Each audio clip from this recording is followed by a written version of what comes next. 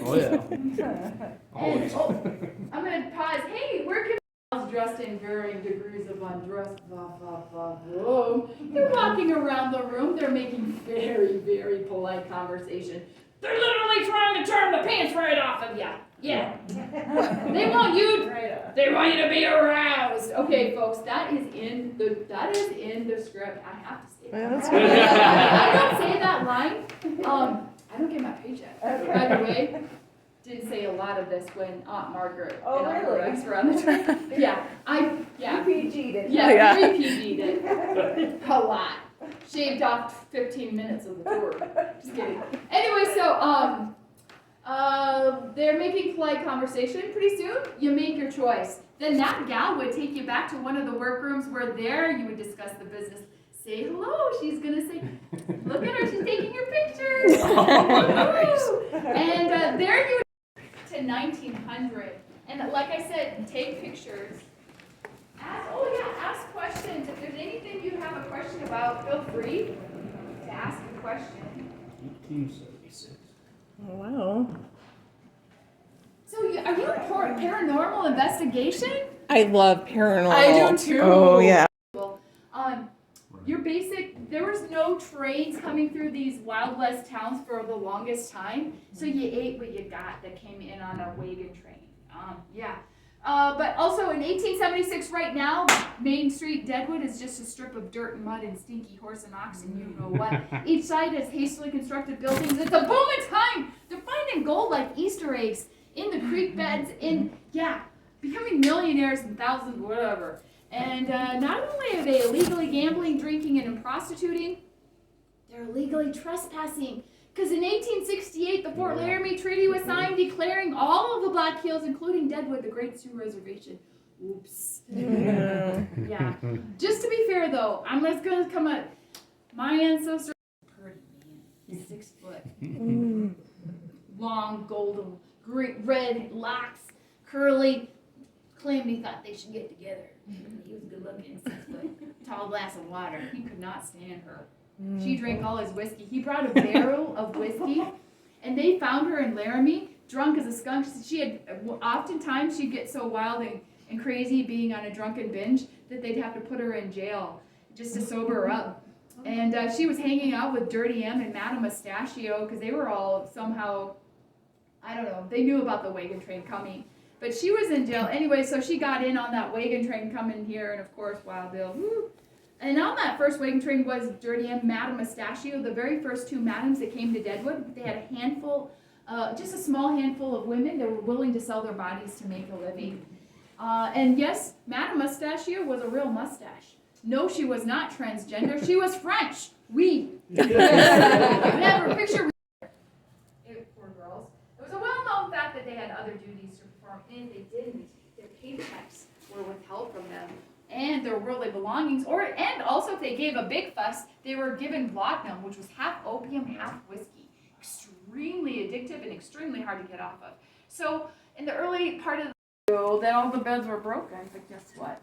This bed is not broken. This bed was meant for you to sit on and get your picture taken and make sure to get the proper Deadwood in. And there you have your picture for this year. Picture for Christmas. Your Christmas card. Yes. Or give it to Aunt Margaret and Uncle Rex, right? Mm-hmm. By the 40s and 50s, we don't know how many brothels. There were so many brothels, we don't even know how many there were until 1939. Why? Because they're in the phone book right up here. We took a photo of the phone book. What a great way to keep an illegal operation undercover, right? And you had to call down to the 3 numbers, so you had to talk to the local women that worked at the phone operators. So they know your business like you're gonna really, anyway. So there's 6 established brothels left, and we're the 3rd one down, we're the Shasta Rooms. So these 6 madams get together, they pool their money, and they get the city of Deadwood a fire engine truck. Smart businessmen, right? They were always humble throughout the years, the decades. They always knew they were an illegal operation that could be gone like that. So they were very good to the town. There were like major 3 fires in those early days of Deadwood. And the reason why, and a big flood, and the reason why it always bounced back, in my opinion, is because the madams and the sex workers, they were very good to this. I don't about those hippy dippies? Yeah. By the way, I know it is the this is Goldberg. not real. I know, right? Check out the satin quilt. Oh, Everybody has had this in their house or Oh, yeah. at one point, Mhm. definitely. Oh, come on in here, youngins. You don't be shy. Okay, by the way, this is not real cocaine. I tried it. Oh. It hurt like a humdinger. It's actually foot powder, and now I'm hooked. Pray for me. Someone go down, go get me some foot powder now, quick. I'll let you get your tour for free. Check out this hair dryer. Talk about phallic symbol. By the way, I feel weird picking it up even. I never said any of this while Aunt Margaret was here.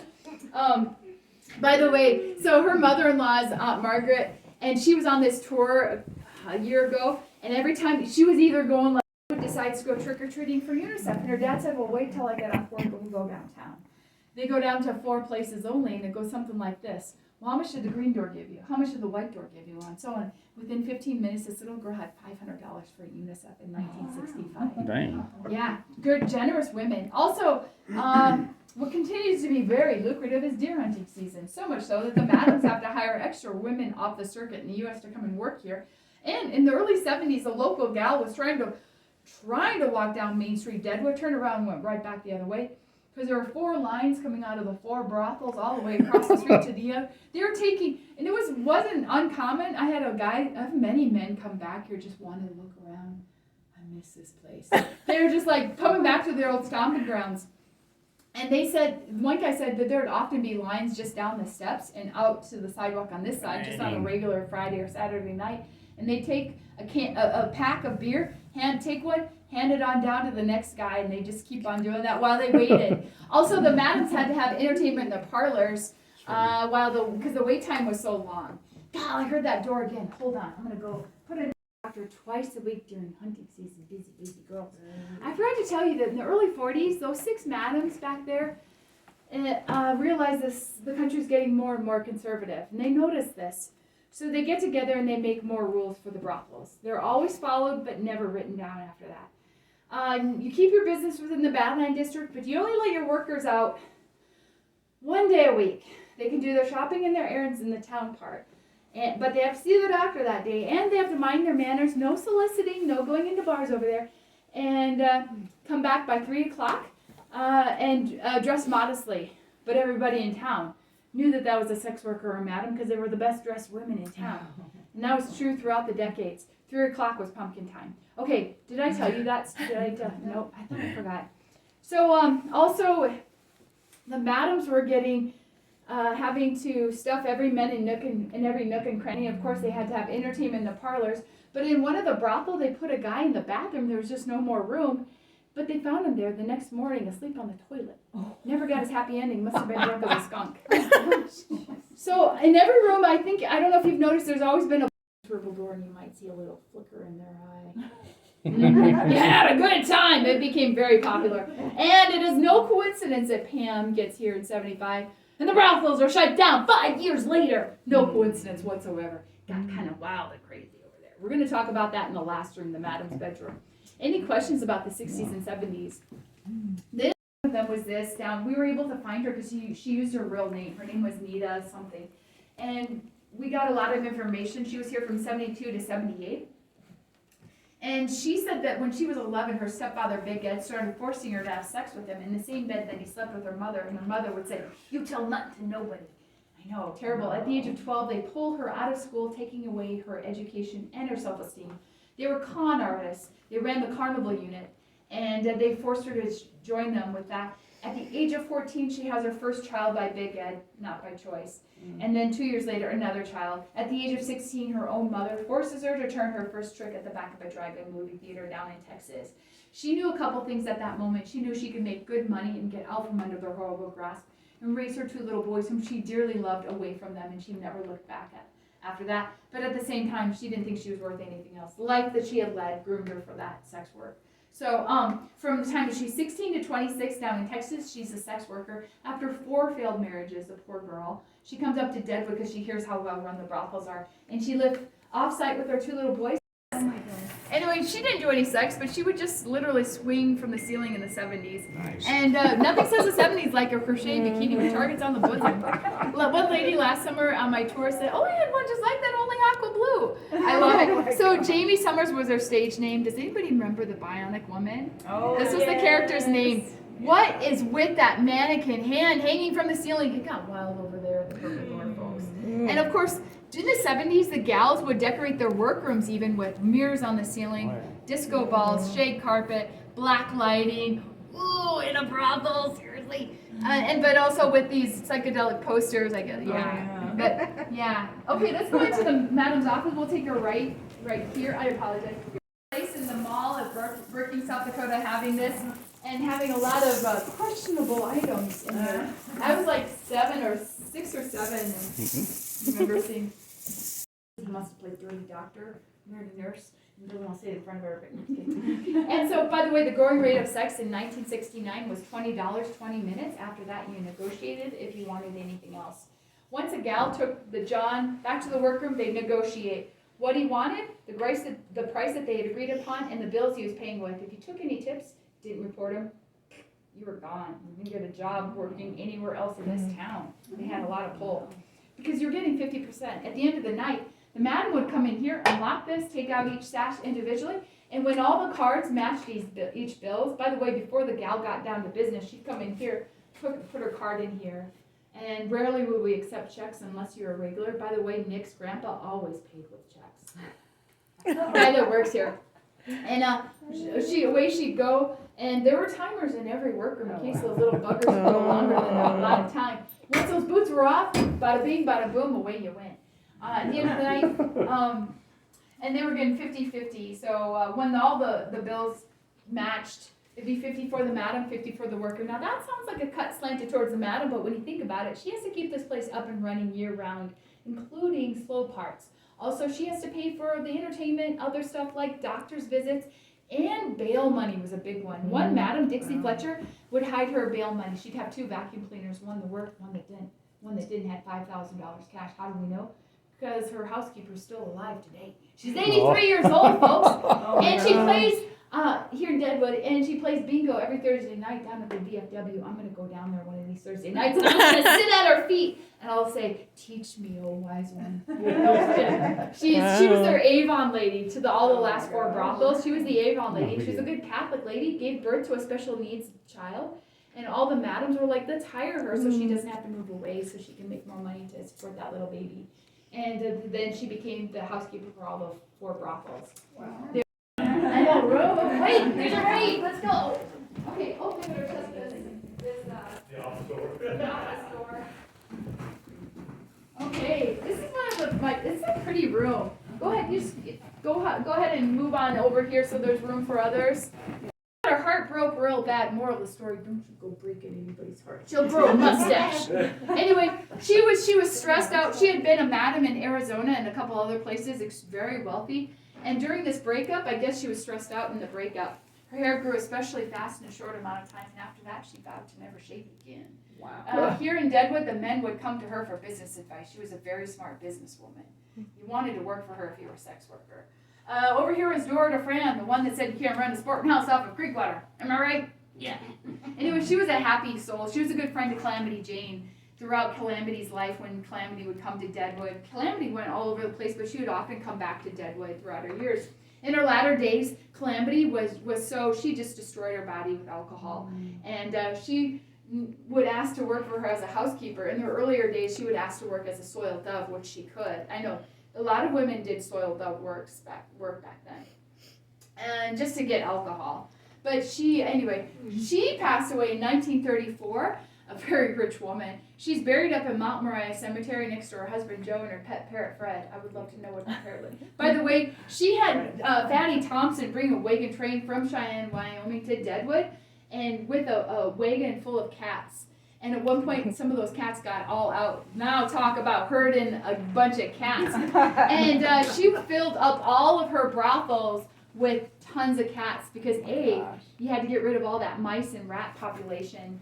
But also she was the one that coined the term cat house. Get it? That's where it came from. Wow. Down here is Poker Alice Tubbs. She was a little spitfire. She was known to be a better poker player than a madam, but she did take out a 2-year bank loan, paid it back within 1 year, and the bank of store just goes, Alice, how'd you do it? She said, well, I knew that the Grand Army of the Republic of Heaven encampment. I knew that the state office was in town, but I plumb forgot about those Methodist preachers in town for their church conference. Praise the Lord, hallelujah. The Lord works in mysterious ways. I didn't share that part. Okay, these 3 caricatures here are the last 3 madams standing. Over here is Tommy Cox. That's not a real name, but like I said, she kept to herself, but we do know, she comes here sometime in the 60s, but we do know that the police love to have coffee with her up here at the beige door in the afternoons around her coffee table, her dining room table. Dixie Fletcher, she's here in 1943 as a young girl. Her husband just died in World War II. She has 2 little girls to raise, and she had a friend that was a worker here in Deadwood. She said, we make good money, just do it for a little while. So she does. She works for Madame Definelli down at the bodega room, so these great names. And she liked it. She liked the money. And she becomes a madam of many brothels throughout her career, but in the end, she's the madam of the white door and the green door. And rumor had it, hot-headed Irishwoman with a heart of gold. Rumor had it, if you had any problems, you didn't go to the police, you went to Dixie. Ooh, juicy. The mafia with the vagina. I never said that either. Over here, Pam Holiday. She's from Montana, newly divorced. What do you do when you get divorced? Woohoo! Celebrate! Become a sex worker. Okay, I do that. So no, you're like, no, that's not what you do. And so from 73 to 75, she's a sex worker here in Deadwood. But in 75, at the Naughty Pines room next door, get it? The Naughty Pines. They need a madam. So she's like, I can do that. And she's good. She's a smart businesswoman until she took a liking to cocaine and barbiturates, which really made for bad business decisions. And she would often boast about how much she made and the fact that she didn't have to pay taxes. In public, at bars around town sometimes, when she'd get so schnockered. Well, also she got really cozy with the outlaw biker gang, Banditos. And it was rumored that when they were in the Black Hills, the Purple Door was their hideout. That's going to come back to bite everybody. Before we go there, though, murder was committed, 1978. The dead body is found over here at Boulder Canyon Road. His name is Walter Morton, multiple gunshot wounds, rumored to be tied in with the mafia. It was also at that time that the mafia was rumored to be elbowing its way into the brothels here in Deadwood. Well, on Walter's body is found cherry-flavored douche. And it is a well-known fact, Your Honor, that all of Pam's girls used, you got it, douche. Dun, dun, dun. How's that for forensics evidence? Pretty solid. I'd like to know how they knew it was cherry flavored. Oh. Okay, rigor mortis has set in, folks. Oh, sorry. Terrible. Okay, so now we've got 2 South Dakota DCI agents coming around as salesmen. They knew all about the brothels. Who cares? They just want to make sure that the mafia is not doing business with them. They're coming around